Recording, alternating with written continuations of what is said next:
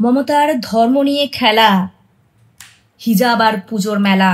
বাহ, আশীর্বাদ নয় অভিশাপ হয়ে এলো, গোটা কলকাতাকে ডুবিয়ে দিয়ে গেল। বাবা বাবা, দেখলেন তো মাননীয়া, আপনি আপনার ধর্ম নিয়ে খেলার ফল ভুগতে হচ্ছে আজকে সমগ্র কলকাতার মহানাগরিকদেরকে।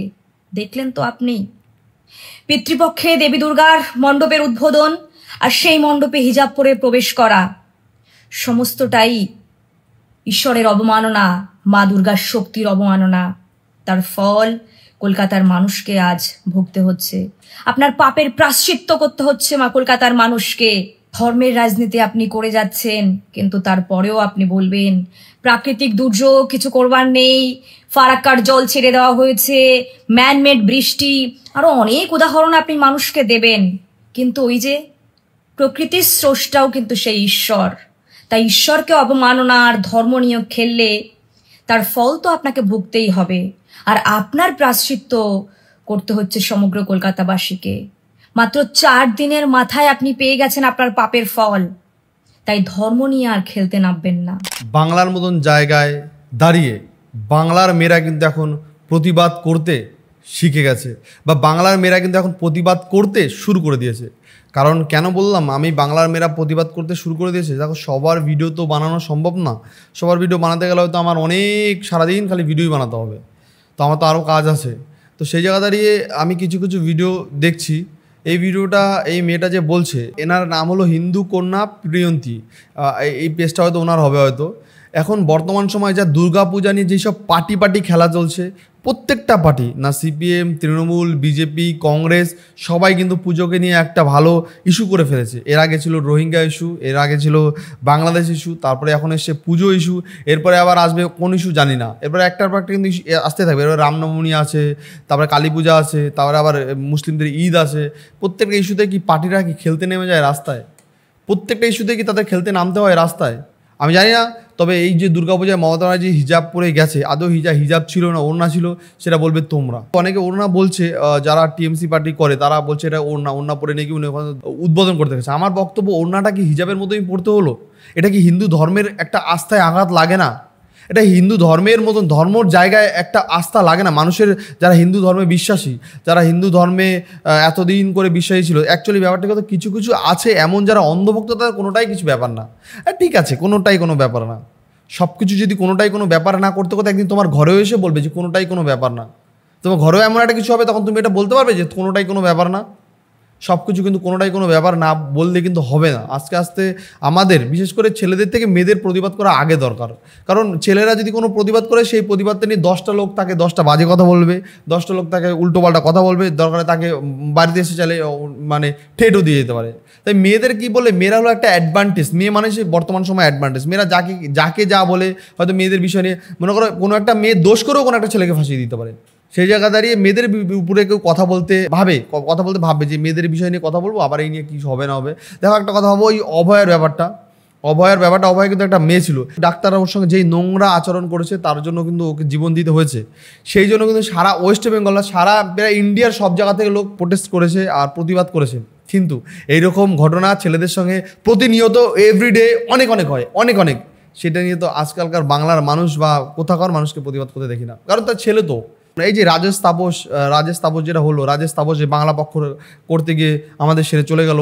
শামশেরগঞ্জে, মুর্শিদাবাদে যেটা হলো, বাবার ছেলে দুইজন, চন্দন দাস, গোবিন্দ দাস, দুইজনকে একেবারে নৃশংসভাবে মেরে দিল। এটা কি ধর্মের জন্য না?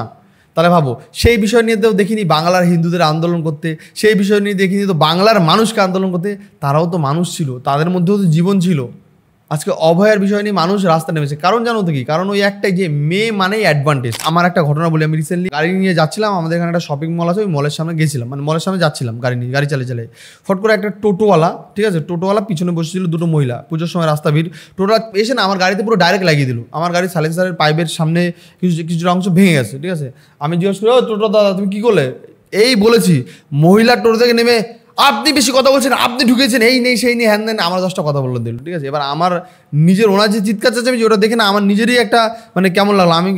আমি চুপ, কোনো কথা বলে আমি ওদের চলে গেছি। ভাঙলো আমার, ক্ষতি হলো আমার, টোটো রং রাস্তায় ঢুকে দিল। টোটোওয়ালা কিন্তু রং ঢুকে গেছে, ও কিন্তু রং ঢুকে গেছে, ওখানে রাইট রাস্তা ছিল না পূজার জন্য, ও রং রাস্তা ঢুকে গেছে, ঠিক আছে।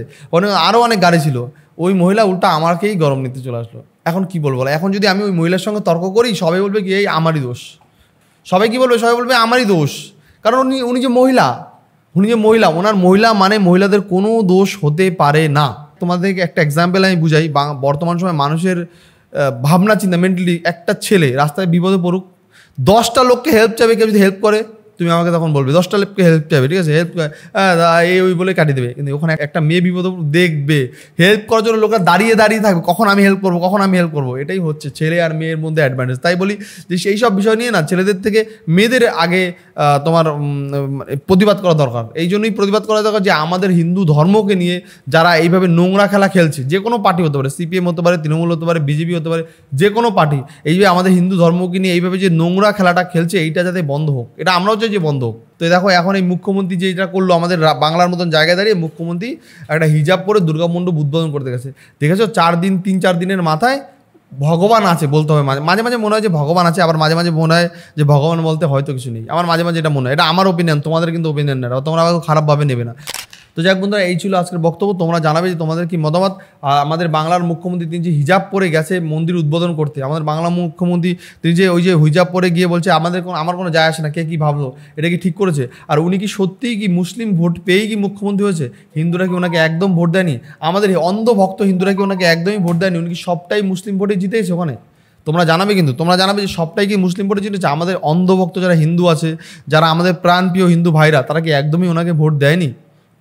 তো তাদের মুখের দিকে তো একটু তাকাতে পারতো, যারা দিনভর চটি চেটেই বেড়ায়, চাটে দিনভর চটি চাটে, তাদের মুখের দিকে একটু তাকানো না যে তারা নিঃস্বার্থে চটি চেটে যাচ্ছে। তারা তো হিন্দু ধর্মের মানুষ, তারা তো হিন্দু ধর্মে বিশ্বাসী মানুষ। তো তাদের জন্য কি আমাদের মমতাময়ী মুখ্যমন্ত্রীর একটু সহানুভূতি হলো না যে না, আমার তো হিন্দু অনেক ফ্যান ফলোয়িং আছে, আমাদের হিন্দু অনেক ভোটার আছে, এইটা যদি করি আমার হিন্দু ভোটাররা একটু মনে কষ্ট হবে? কিন্তু উনিও জানে যে হিন্দু ভোটাররা কোনো কষ্ট করে না, এটাকে মুসলিম ভোটার যে একটু তাল থেকে তিল হলে আন্দোলন করতে শুরু করে দেবে, হিন্দুরা কখনো আন্দোলন করবে না। এটা জানে যে হিন্দুরা হলো সবসময় দুবেলা দুমুঠো খাবে আর নাক ডেকে ঘুমাবে। এরকম সব হিন্দুরা না ভাই, আবার এটা ভুল করছে, সব হিন্দুরা না, কিন্তু আছে এরকম কিছু দোগলা হিন্দু আছে যারা দিনের পর দিন তাদের মুখে দুপোটা করে পোলিওর মতন মদ দিয়ে দেবে, আর একটু মনে করো খাবার দিলে হবে, 2-3টে গুটকার প্যাকেট কিনে দেবে। তারা দরকার তুমি একটু বড় বলছে আমার পিছনটা একটু চাটতো, ওই পিছনটাও চেটে দেবে, পিছনটাও চেটে দেবে। এরকম দোগলামাল আছে, এরকম প্রচুর দোগলামাল আছে যারা নিঃস্বার্থে, মানে স্বার্থ নয়, তাদের মদ দিতে হবে আর তাদের একটু খাবার দাবার দিতে হবে, তারা নিঃস্বার্থে সব করে দেবে। এটা তুমিও জানো যে তোমার আশেপাশে অনেক দোগলামাল আছে। এই ভিডিওগুলো সেই দোগলামালগুলোকে শেয়ার করতে পারো, যারা দোগলা হয়ে এখনও হিন্দু ধর্মের প্রতি যাদের আস্থা নেই, হিন্দু ধর্ম দিন দিন আস্তে আস্তে নষ্ট হয়ে যাচ্ছে, হিন্দু ধর্মকে নিয়ে মানুষ আস্তে দিনের পর দিন খেলা খেলছে। তো তাদের থেকে আমাদের দূরে থাকতে হবে, তাদেরকে সতর্ক করতে হবে, বা তাদেরকে বোঝাতে হবে যে এইটা না, এইটা এইভাবে করা না, ঠিক না। আর আমরা যে কোনো পার্টির নেতা দিনের পর দিন আমাদের ধর্মকে নিয়ে খেলবে, আর আমরা সেই পার্টির নেতাকে বা জয় নেতা করবো, এটা একদম চলবে না ভাই, এটা একদম চলবে না। আমাদের ধর্মটা ফেলনা না ভাই, যে আসবে ইউজ করবে, নিজের মতন করে ইউজ করবে, ফয়দা লুটবে, চলে যাবে, এটা ফেলনা না ভাই। আমাদের ধর্ম আমাদেরই বাঁচাতে হবে, আমাদের ধর্ম বাঁচানোর জন্য আমাদেরই আগে আসতে হবে।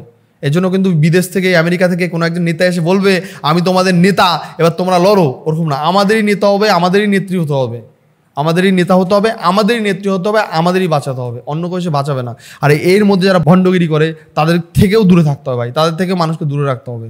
যাই হোক বন্ধুরা, এই হিন্দু কন্যা প্রিয়ন্তীর বক্তব্য তোমাদের কেমন লাগলো সেটা তোমরা জানিও। এখানে কি লিখছে আমি একটু কয়েকটা কমেন্ট করে দেখাই যে ঈশ্বর নিয়ে খেলা করলে কি হয়, তার ফল পেলেন মমতা, প্রাকৃতিক চেষ্টা ঈশ্বর ফিরিয়ে দিলেন প্রাকৃতিক দুর্যোগের মাধ্যমে। দেখেছো, 2-3 কমেন্ট করে দেখো, সবাই দোষী, মেট্রো, SESC, DVC, গঙ্গা নদী, আচ্ছা বঙ্গোপসাগর, সবাই আগে মাসে একমাত্র উনি সবচেয়ে সৎ আর নির্দেশ মহিলা, যারা একে ভোট দেয় এখনও তারা মানুষ কি না সন্দেহ আছে। আচ্ছা, এখানে কি বলছে, CESC জানিয়েছে রাজ্যের বিদ্যুৎ পরিষেবা নিয়ে মমতার মন্তব্য অসত্য, ঠিক আছে। সংস্থার দাবি সরকার জনতার বিভ্রান্ত করছে, মাননীয়া মিথ্যা বলে বাংলার মানুষকে বোকা বানানোর দিন শেষ, এবার সব মিথ্যার জবাব দেবে জনতা মিথ্যার জবাব দেবে। এই জবাব জনতা কোনোদিনও দেবে না, জনতাকে ভাতা দিচ্ছে মাসে মাসে, কেন জবাব দেবে জনতা? এটা বাজে কথা, কোনোদিনও দেবে না জনতা জবাব, যে এটা সত্যি কথা কবে বললো। ইলেকটোরাল বন্ড CSC-তে TMC-কে টাকা দিয়েছে, তাই এখন CESC ঋণ শোধ করছে নাটক করে। দেখেছো, কি বলবো ভাই, বাংলায় চলছে ভাই, বাংলা চলছে একদম সাম্প্রদায়িক, কি বলবো, মানে বলার কিছু নাই ভাই, বলার কিছু নাই। চারিদিকে মানুষ কী বলছে, এখানে কী বলছে দেখো, সারা রাত মেঘ বৃষ্টি ও গঙ্গা ভাঙন জলে ফুলে শহরে ঢোকার চেষ্টা, কলকাতা শহরে স্তব্ধ করে ধুয়ে দিয়ে গেল প্রাকৃতি, তারপরে শহরের সব মণ্ডপ গঙ্গার জলে ধুয়ে দেওয়া হলো। ভাই এটা কিন্তু ঠিক যে কলকাতা শহরে যত মণ্ডপ আছে, যেসব জায়গায় আমাদের মাননীয় মুখ্যমন্ত্রী উদ্বোধন করেছে, সেসব জায়গায় কিন্তু গঙ্গা এবং বৃষ্টির জলে সে সুন্দর করে ধুয়ে মুছে পরিষ্কার করে দিয়ে গেছে, দেখেছো ভাই। স্বপ্ন দেশে একেই পিতৃপক্ষে তার উপরে হিজাব, মা আসার আগেই যেন শিবের তাণ্ডব, ধরিত্রীকে পবিত্র করে তবেই উমাকে পাঠাবেন তিনি। উন্নয়নের টাকা উন্নয়নের খরচ না করে ভাতায় নামে ভোট কিনলে এই অবস্থায় হবে, পুরো কলকাতার জলের তলায়। ভাই এটা একদম সত্যি কথা যে এটার জন্য দোষ কোথাও সরকার না ভাই, সরকার না, তোমাদের বুঝতে হবে সরকার না, এটার জন্য দোষ আমাদের ঘরের লোক, আমাদের এলাকার লোক, বা আমরা নিজেরাই দোষী। কারণ এই আমরা চাই কখন উন্নয়নের ভাতাটা ঢুকবে, দিনে 100 বার ব্যাংকে গিয়ে চেক করি বা মোবাইলে গিয়ে চেক করি ভাতাটা কি আদৌ ঢুকলো, ভাতা ঢুকলেই আমরা মেহেন্দি কিনবো, নেল পালিশ কিনবো, তারপরে তোমার লিপস্টিক কিনবো, আরও অনেক কিছু কিনবো। ভাতার টাকা তো মানুষ সংসার চালায় না ভাই, ভাতার টাকায় মনে করো 10% লোক হয়তো সংসার চালায়, 10% লোক সংসার চালায়, বাকি 90% লোক এই সোনু পাউডার কিনেই তাদের চলে যায়, আর ফুচকা খাই সেই খায় চলে যাচ্ছে ভাই। তারা ভোট দেবে না, ভোট দেবে কি তোমরা ভাই, তাদের খরচ দিচ্ছে মাস গেলে, ভোটার দেওয়ার জন্য খরচ দিচ্ছে ভাই। তো ভাই যাই হোক, ভিডিওটা কেমন লাগলো অবশ্যই সেটা তোমরা কমেন্ট বক্সে জানিও। নেক্সট টাইমে দেখা হচ্ছে অন্য কোনো ভিডিও, অন্য কোনো পর্ব। আর যারা এখন অবধি চ্যানেলটাকে সাবস্ক্রাইব করেন, তারা এই যে লাল কালার বাটনটা টিপে চ্যানেলটাকে সাবস্ক্রাইব করো ভাই। খুব তাড়াতাড়ি 1 লাখে পূরণ করতেই হবে ভাই, পার করতেই হবে 1 লাখের টার্গেট, না করলে হবে না ভাই। 1 লাখের টার্গেট খুব তাড়াতাড়ি পার করতে হবে। আর আজকে মধ্যে এখানেই শেষ করছি, নেক্সট টাইমে দেখা হচ্ছে অন্য কোনো ভিডিও, অন্য কোনো পর্বে। আর ভিডিওটা কেমন লাগলো সেটা অবশ্যই তোমরা কমেন্টে জানাও ভাই, কমেন্টে জানাও। আর এই ভিডিওতে আমি লাইকটা করেছি মাত্র 300 লাইক, আর 100 কমেন্ট করে তোমরা জানাও তোমাদের মতামত, তোমাদের মন্তব্য কলকাতা শহরের সঙ্গে যেটা হয়েছে এটা কি ঠিক হয়েছে না ভুল হয়েছে, তোমাদের কি মতামত সেটা অবশ্যই তোমরা কমেন্টে জানাও। আজকে মধ্যে শেষ করছি, বাই বাই।